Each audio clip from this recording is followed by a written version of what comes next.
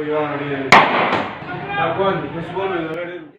ہے نہیں اٹھانے کا 15 کو کرو کہ السلام علیکم.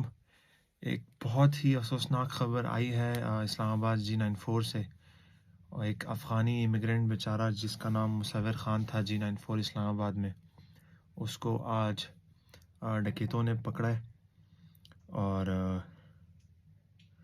یقین کرے وہ ویڈیو دیکھ کر بالکل انسانیت سے اعتبار اڑ سا گیا ہے. بالکل اس وقت میرا موڈ عجیب سا ہے اور نہیں سمجھ آ رہی کہ یہ ہو کیا رہا ہے اس شہر میں یا پھر اس دنیا میں.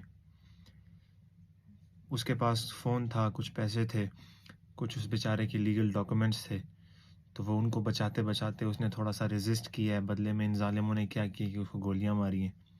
اور پھر اس کے بعد عوام اکٹھی ہوئی ہے وہاں پہ اور وہ اس کو پکڑ کے بیٹھے ہوئے ہیں سارے، اور وہ ایک دوسرے سے باتیں کر رہے ہیں کہ زندہ ہے، کہ ہاں ابھی تک تو زندہ ہے، تو لے کے چلو اس کو. نہیں یار ہاسپٹل لے کے جائیں گے مسئلہ ہو جائے گا، پولیس تنگ کرے گی.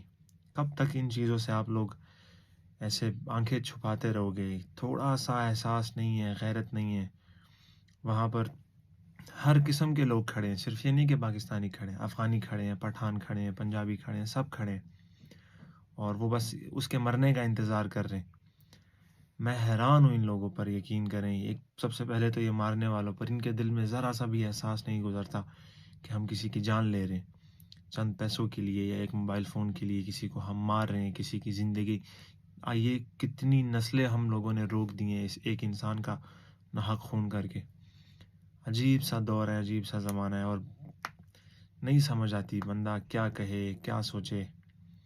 ہر طرف یہی ڈر لگا رہتا ہے کہ ابھی کسی انسان کے ہتھے چڑھ جائیں گے اور پتہ نہیں ہمارے ساتھ کیا ہوگا. وہاں فلسطین میں جو کچھ ہو رہا ہے وہ تو ہو رہا ہے.